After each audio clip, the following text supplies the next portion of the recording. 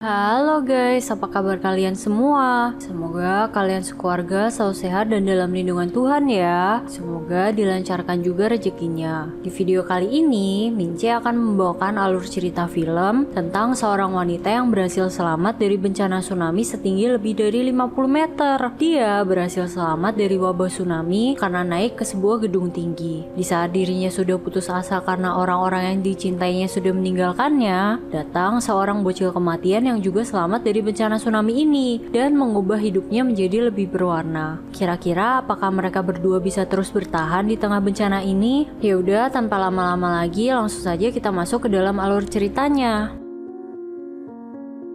Kisah dimulai dengan seorang wanita bernama Asya yang berhasil selamat dari tsunami. 5 tahun lalu terjadi bencana tsunami dahsyat yang hampir merenggut setengah dari populasi manusia di bumi termasuk keluarga Asya. Karena bencana tersebut, Asya harus bertahan hidup sendirian di sebuah gedung tinggi. Setiap hari dirinya bertahan hidup dengan memanfaatkan apa yang ada di sekitarnya. Dia juga mengumpulkan air-air dari embun pagi untuk diminum. Karena tentu saja dia tidak bisa meminum air laut, dan untuk makan dia selalu memakan mie instan agar mempunyai tenaga untuk bertahan hidup. Setiap hari, Asya pergi ke atap gedung. Dia menyalakan radio miliknya untuk mencari informasi. Barangkali dia bisa mendapatkan bantuan dari penyintas lain yang selamat. Kemudian, dengan menggunakan teropongnya, dia pun memantau keadaan sekeliling, sekaligus orang-orang yang berhasil selamat juga dari musibah ini. Beberapa saat mengamati, Asya menemukan sebuah kotak yang terapung di dalam air.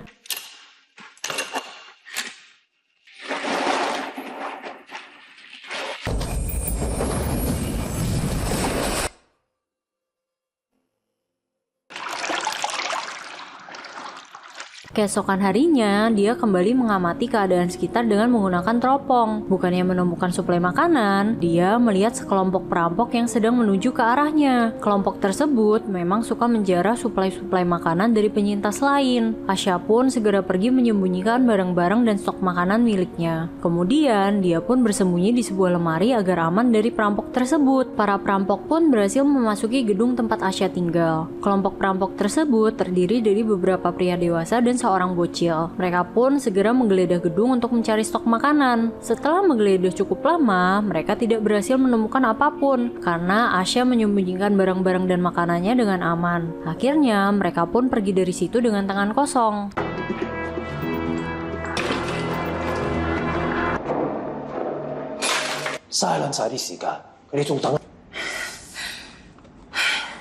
Keesokan harinya, setelah memasak mie dan melakukan kegiatan sehari-hari, Asya kembali mengamati keadaan sekitar dengan menggunakan teropongnya. Dia pun melihat ada sebuah kotak dan segera mengambilnya. Betapa senangnya dirinya ketika membuka kotak tersebut, karena dia menemukan sebotol madu yang masih layak untuk dikonsumsi. Saat dirinya hendak mencari kotak lain, dia melihat ada bocil yang terapung di tengah air. Asya tidak berniat untuk menyelamatkan si bocil, karena dia mengira si bocil tersebut sudah meninggoy. Kejadian tersebut mengingatkan dirinya kepada adik tirinya yang bernama Emi. Di masa lalu sebelum terjadi bencana tsunami ini, Asya sangat akrab dengan Emi dan sering pergi hangout bersama. Malam harinya, saat sedang menyiapkan makan malam, ternyata bocil yang tadi dilihatnya masih hidup. Dia pun menyelinap masuk ke dalam gedung tempat Asya tinggal, serta mencuri makanan milik Asya. Kemudian, saat Asya sedang mencuci mukanya, dia pun tersadar bahwa dia sedang diamati oleh bocil kematian. Asya pun segera mengejar dan menangkap si bocil. Namun, bocil tersebut marah menyerang Asya dan berlari kabur membawa beberapa barang milik Asya. Asya pun kemudian tertidur sebentar dan terbangun karena lapar. Saat hendak mengambil makanannya, Asya tersadar bahwa persediaan makanannya telah ludes habis. Dia pun mengikuti jejak yang ada di situ dan menemukan si bocil sedang tertidur di salah satu ruangan. Keesokan harinya, bocil yang bernama Yunhei ini terbangun. Kita sebut saja Yuyun ya, biar gampang. Yuyun penasaran dengan barang-barang milik Asya. Dia pun menemukan foto Asya dan Emi. Asya pun marah dan langsung merebutnya dari Yuyun karena foto itu merupakan satu-satunya kenangan yang ia miliki. Walaupun Asya kesal dengan tingkah Yuyun yang sudah mencuri makanan serta mengotak-atik barangnya, dia tetap tidak tega membiarkan Yuyun kelaparan. Dia pun rela berbagi makanannya yang tinggal sedikit dan membuatkan Yuyun mie instan. Akhirnya, semenjak saat itu mereka pun berbaikan. Yuyun pun mengembalikan makanan dan barang-barang milik Asya. Hubungan Asya dan Yuyun pun semakin dekat. Mereka bahkan sudah bisa bercanda dan makan bersama. Kehadiran Yuyun sangat mengobati rasa kesepian Asya, sekaligus kerinduannya terhadap adiknya. Selama 5 tahun terakhir, Asya bertahan hidup sendirian dan tidak memiliki teman sama sekali. Suatu malam saat hendak tidur, Asya mendengar suara tangisan Yuyun. Asya pun berkata kepada Yuyun bahwa dirinya boleh menangis. Asya juga menceritakan bahwa dulu dia juga sering menangis dan berharap bahwa semua ini hanyalah mimpi buruk semata. Ternyata Yuyun ini terpisah dari ibunya dan sedang merindukan ibunya. Yuyun berencana ingin membuat sebuah kapal agar dia bisa menemui ibunya kembali.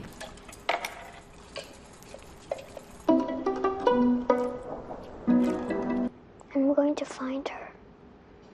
Keesokan paginya, saat mereka sedang berada di atap gedung, si Yuyun berulah lagi. Yuyun melepas isolasi yang ada di pintu, sehingga membuat mereka berdua terkunci di atas atap. Asya pun tidak tahu bagaimana cara membuka pintu tersebut. Tetapi, tanpa diduga-duga, ternyata Yuyun berhasil membuka pintu dengan menggunakan kawat yang ditemukan di atap. Asya pun memarahi Yuyun untuk lebih berhati-hati, karena jika mereka berdua dalam bahaya, tidak akan ada orang yang bisa menolong mereka. Kemudian, saat Asya sedang melakukan pekerjaan rumah, dia menyadari bahwa kalung yang selama ini dia pakai menghilang. Dia pun panik karena kalung tersebut merupakan kalung milik neneknya yang diwariskan secara turun-temurun. Saat dia hendak mencari kalungnya, tiba-tiba terdengar suara perampok yang kembali datang ke daerah mereka, sehingga Asya pun menyuruh Yuyun untuk diam agar mereka tidak ketahuan oleh orang-orang jahat tersebut. Sore harinya, saat sedang memandikan Yuyun, dia pun menanyakan apakah Yuyun yang mengambil kalungnya. Yuyun pun menjawab bahwa dirinya tidak mengambil kalung milik Asya. Walaupun Yuyun sudah menjawab bahwa bukan dirinya yang mengambil, Asya tetap menuduh Yuyun, dan itu membuat Yuyun kesal. Asya pun berusaha meminta maaf. Dirinya berkata bahwa selama ini dia sudah terbiasa hidup sendiri dan tidak suka apabila ada orang lain yang menyentuh barang miliknya. Yuyun yang kesal malah memindahkan semua barang-barang miliknya dan menyuruh Asya untuk tidak menyentuh barang miliknya karena dia kesal Asya tidak mempercayainya. Asya pun memutuskan untuk makan di atap gedung sendirian. Selesai makan, dirinya hendak mencuci pakaian. Namun, dia tersadar bahwa persediaan sabun yang dimilikinya menghilang. Saat mencoba mengecek ke bawah, ternyata dia melihat Yuyun yang sedang mencuci pakaian mereka. Hal itu membuat Asya kembali teringat dengan adiknya.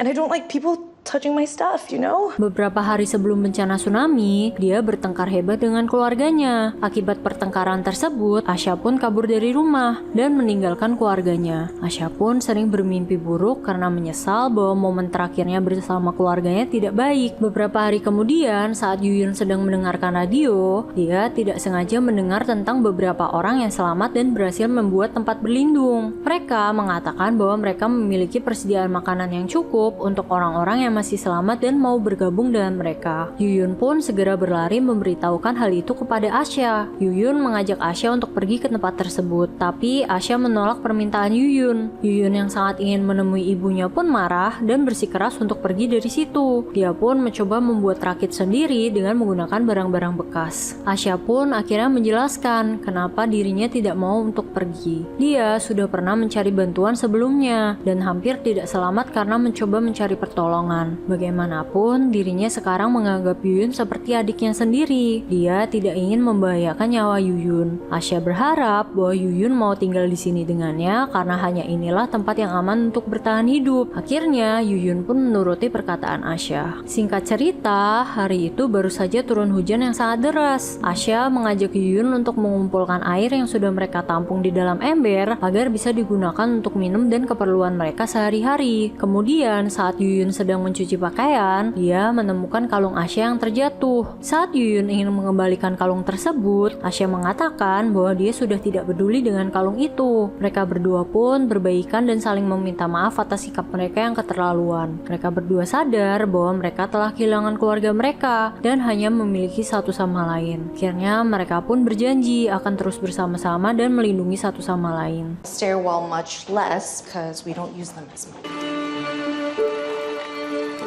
You're both stupid. We're still here, right? Yeah.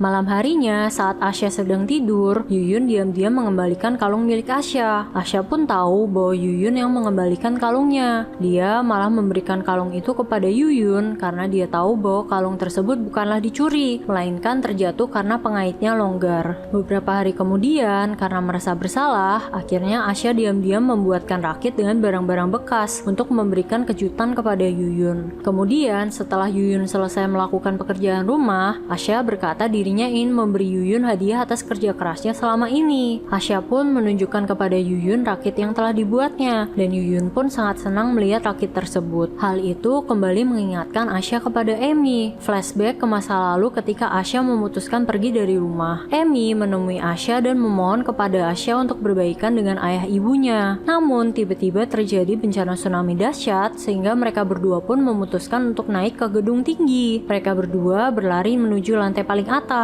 Tetapi saat sudah hampir sampai, Amy terlepas dari genggaman tangan Asya dan membuat Amy terpisah darinya. Pada akhirnya, hanya Asya yang berhasil selamat naik ke atas gedung. Sejak saat itu, dia pun selalu menyalahkan dirinya karena tidak becus menyelamatkan adiknya. Dia pun trauma dan sering bermimpi buruk karena teringat dengan momen terakhir dirinya bersama adiknya. Semenjak bertemu dengan Yuyun, akhirnya Asya pun mulai bisa merasakan kebahagiaan lagi. I'm glad.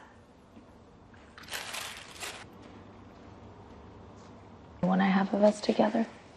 She's pretty. Kembali ke masa sekarang, Asya menyuruh Yuyun untuk membantu membereskan barang-barang yang akan mereka bawa pergi ke lokasi yang disebutkan di radio. Tetapi tiba-tiba Yuyun berulah. Dia tidak sengaja melepas earphone dari radio sehingga membuat lagu yang sedang dia dengar terputar dengan sangat keras. Karena takut orang-orang jahat menyadari keberadaan mereka, Asya pun memutuskan untuk menunda kepergian mereka sampai keadaan kembali aman. Walaupun sedih, Yuyun pun harus menuruti perkataan Asya. Mereka berdua kembali menyembunyikan makanan dan barang-barang mereka. Asya pun mengamati keadaan sekitar dengan menggunakan teropongnya, berharap bahwa orang-orang jahat tidak menyadari keberadaan mereka. Kemudian, setelah dirasa keadaan sudah kembali aman, Asya mengajak Yuyun untuk makan Indomie terakhir kalinya, karena di dalam perjalanan nanti mereka tidak akan bisa memasak mie. Setelah makan bersama, mereka pun bersiap untuk pergi. Tapi tiba-tiba Yuyun mendengar sekelompok perampok yang sedang dalam perjalanan menuju kemari. Mereka berdua pun segera menyembunyikan barang-barang serta jejak mereka sehingga para perampok tidak tahu keberadaan mereka. Kemudian setelah dirasa semuanya sudah dibereskan, Asya menyuruh Yuyun untuk bersembunyi di dalam lemari. Asya pun akan mencoba bersembunyi di ruangan lain karena lemari tersebut hanya cukup untuk satu orang saja. Yuyun pun menangis ketakutan. Sebelum bersembunyi, Asya berjanji kepada Yuyun bahwa dia tidak akan meninggalkan Yuyun karena dia sangat menyayangi Yuyun dan sudah menganggap Yuyun sebagai adiknya sendiri. Tak lama kemudian, para perampok pun sampai. Pemimpin perampok, kita sebut saja Andi, menyuruh anak buahnya untuk berpencar karena dirinya tahu bahwa masih ada seorang wanita yang tinggal di sini. Beberapa hari lalu, dia sempat melihat wanita tersebut dari atas gedung. Mereka pun mulai menggeledah satu persatu ruangan di dalam gedung itu. Salah satu anak buah Andi berhasil mendobrak pintu ruangan di mana Asya bersembunyi. Dan saat dia membuka kain yang menutupi sebuah kursi, tiba-tiba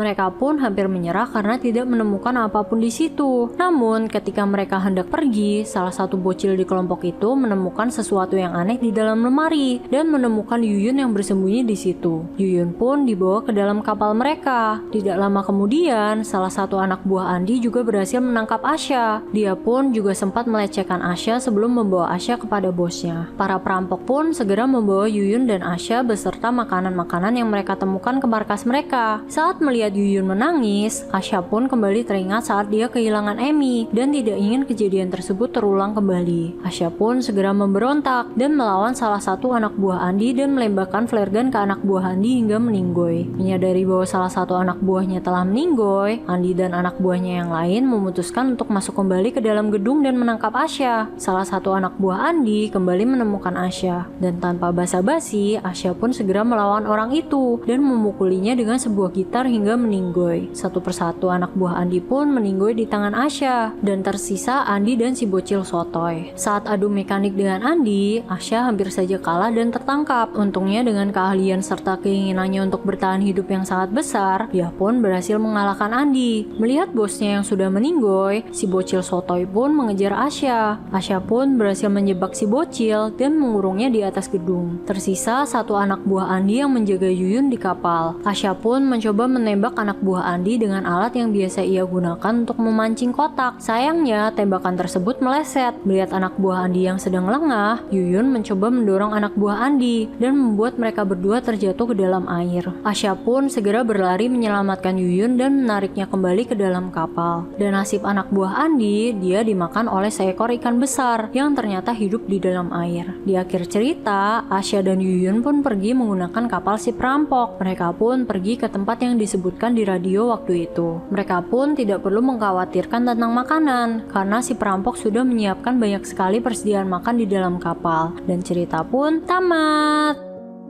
Oke, segitu dulu video kali ini. Semoga kalian terhibur ya dengan videonya. Dan buat kalian yang suka sama channel ini, jangan lupa untuk support dengan cara like, subscribe, dan nyalakan lonceng notifikasi biar kalian gak ketinggalan video-video terbaru dari kita. Last but not least, thank you for watching and see you on the next video. Bye bye guys.